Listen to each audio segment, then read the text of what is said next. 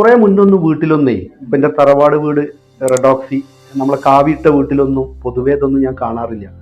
പൊതുവെ തറവാട് വീട്ടിലൊന്നും മണ്ണിട്ട വീടോ ഇത്രയും നല്ല ക്വാളിറ്റി ഹൈ ബ്രാൻഡഡ് സാധനങ്ങളും നല്ല പഴയ നിർമ്മാണത്തിനൊക്കെ ഉപയോഗിച്ചിരുന്നത്. ഇപ്പോൾ പൊതുവേ നമ്മൾ പുതിയ ലാസ്റ്റ് ചെയ്ത വീട്ടിലൊക്കെ റൈസിങ് ഡാമിന് നമ്മളെ ജനലിന്റെ താഴെ ഇങ്ങനെ പപ്പടം പൊള്ളിച്ച പോലുള്ള സാധനങ്ങൾ ഇങ്ങനെ കുട്ടിയൊക്കെ ഇങ്ങനെ പൊളിഞ്ഞു പോകുന്നത് ഇങ്ങനെ വടിച്ചാൽ പൗഡർ ഇങ്ങോട്ട് വരും.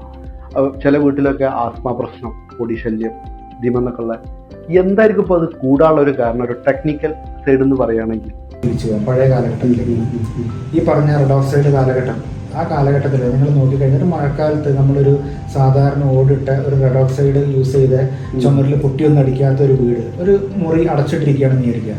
ഒരു 2-3 മണിക്കൂർ കഴിഞ്ഞ് പുറത്തൊക്കെ നല്ല മഴ പെയ്ത് മഴ മാറിയ സമയത്ത് നമ്മൾ തുറന്നു കഴിഞ്ഞാൽ ഈ നിലത്ത് വേർപ്പ് നിൽക്കുന്ന പോലെ സ്വാഭാവികമായിട്ടും. അപ്പം താഴത്തുനിന്ന് വരുന്ന വെള്ളമായാലും ശരി, ഇതിൻ്റെ ഉള്ളിൽ കണ്ടൻസേഷൻ കൊണ്ട് വരുന്ന വെള്ളം പലതരത്തിലുള്ള ഡ്രോപ്ലെറ്റ്സ് ആയിരിക്കാം. അതിനകത്ത് നമ്മുടെ പോയിന്റ് എന്താണെന്ന് വെച്ച് കഴിഞ്ഞിട്ടുണ്ടെങ്കിൽ താഴത്തുനിന്ന് കാപ്പിലറി റൈസിൽ വരുന്ന വെള്ളത്തിന് ഈ റെഡ് ഓക്സൈഡിലുള്ള ശുഷ്കങ്ങൾ മുകളിലേക്ക് കയറ്റി വിടുന്നു. ബ്രീത്ത് ചെയ്യുന്ന മെറ്റീരിയൽ ആയതുകൊണ്ട് അത് കയറി പോകുന്നുണ്ട്. എന്നാൽ കാലഘട്ടം മാറി നമ്മൾ വിട്രിഫൈഡ് ടൈല് അങ്ങനെയുള്ള വാട്ടർ ടൈറ്റ് ആയിട്ടുള്ള മെറ്റീരിയൽസ് നമ്മൾ യൂസ് ചെയ്യുന്നത്, എന്നിട്ട് ജോയിൻസിനകത്തൊക്കെ നമ്മൾ എപ്പോക്സി യൂസ് ചെയ്യുന്നത്. അപ്പോൾ ഈ വെള്ളത്തിന് മുകളിലോട്ടേക്ക് വരാനുള്ള സാഹചര്യം ഇല്ലാതായി. നെക്സ്റ്റ് പുള്ളി നോക്കുന്ന വഴി ഏതാണ്? അടുത്ത എവിടെയാണോ സോഫ്റ്റ് ആയ സ്ഥലം. അപ്പൊ നോക്കുമ്പോൾ ലാറ്ററൈറ്റ് കൂടെ ഇയാൾ മുകളിലേക്ക് വരാൻ നോക്കും. മുകളിലേക്ക് വന്നിട്ട് പുള്ളിക്ക് പുറത്തോട്ട് സ്വന്തമായിട്ട് പോകണം. ഈ നീരാവിക്ക് സ്വന്തമായിട്ട് പോകാൻ നോക്കുമ്പോഴത്തേക്ക് നമ്മൾ എന്താ ചെയ്യുന്നത്? നമ്മുടെ അവിടെയൊക്കെ വാട്ടർ മറ്റേ നമ്മുടെ ലാമിനേറ്റ് ചെയ്ത പോലെ നമ്മുടെ പൊട്ടി നിൽക്കുകയാണ്. അപ്പൊ ചില ആൾക്കാർക്ക് സംശയം ഉണ്ടാകും, ഈ പൊട്ടി തന്നെ വീടിന്റെ പുറത്തുള്ളത്, അപ്പൊ അതിന്റെ മുകളിൽ ഡയറക്റ്റ് മഴ ചെയ്യുമ്പോൾ ഒന്നും സംഭവിക്കുന്നില്ലല്ലോ എന്നുള്ളത്. അപ്പൊ അത് എന്ന് പറഞ്ഞിട്ടുണ്ടെങ്കിൽ ആ പൊട്ടി അവിടെ പോസിറ്റീവ് വാട്ടർ, വെള്ളം ഡയറക്റ്റ് അടിക്കുന്നിടത്ത് positive water pressure waterproofing പോലെയാണ് നിൽക്കുന്നത്. ഇതെന്ന് പറഞ്ഞാൽ അകത്ത് കൂടെ വന്നിട്ട് ഇതിനെ പുറത്തോട്ട് തള്ളുക ചെയ്യുന്നത്. ഈ തള്ളുന്ന സമയത്ത് ബബിൾസ് ഉണ്ടായിട്ട് ഇത് പോകും.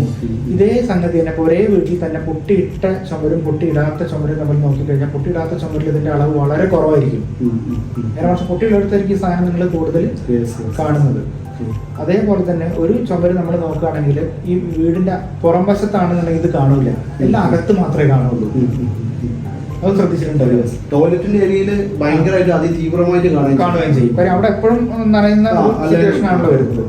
അപ്പൊ ഇതാണ് ഇതിന്റെ ഒരു പ്രൈമർ ആയിട്ടുള്ള ഒരു വ്യത്യാസം എന്ന് പറയുന്നത്. പഴയ വീട്ടിൽ നമ്മൾ പൊട്ടി യൂസ് ചെയ്യുന്നില്ല. ഈ ചുമര് പണ്ട് കുമ്മായം കൊണ്ട് അപ്പൊ അത് അന്ന് തന്നെ കാണാം, മഴ പെയ്ത് കഴിഞ്ഞാൽ ചെറിയ നനവ് പോലെ ഉണ്ടാവും. അത് പെട്ടെന്ന് പോയിരിക്കും. അവിടെ അടർന്നു വരാനോ പൊള്ളി വരാനോ എന്നുള്ള കാര്യങ്ങളൊന്നും, ലാമിനേഷൻ വർക്കൊന്നും അവിടെ വരുന്നില്ല.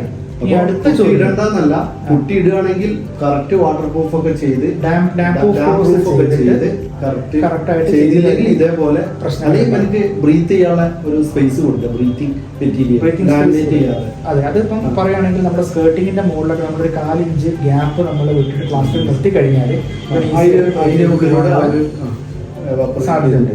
ഇനി നമ്മൾ ചെയ്ത സ്ഥലത്ത്, ഇത് വന്നു കഴിഞ്ഞ സ്ഥലത്ത് എന്ത് ചെയ്യണം എന്ന് വെച്ച് കഴിഞ്ഞാൽ മോയ്സ്ചർ ബാരിയർ ആയിട്ടുള്ള കോട്ടിംഗ് പ്രൊട്ടക്ഷൻസ് കൊടുത്തു കഴിഞ്ഞിട്ടുണ്ടെങ്കിൽ ഇത് കവർ ചെയ്ത് പോകും. ഇതിന്റെ ഉള്ളിൽ ഉണ്ടാവും, പുറത്തേക്ക് കാണില്ല. നമ്മൾ റൂട്ട് സോഴ്സ് നശിപ്പിക്കാതെയാണ് ചെയ്യുന്നത്. അതെ, യഥാർത്ഥ അസുഖത്തിന് നമ്മളൊന്നും ചെയ്തിട്ടില്ല.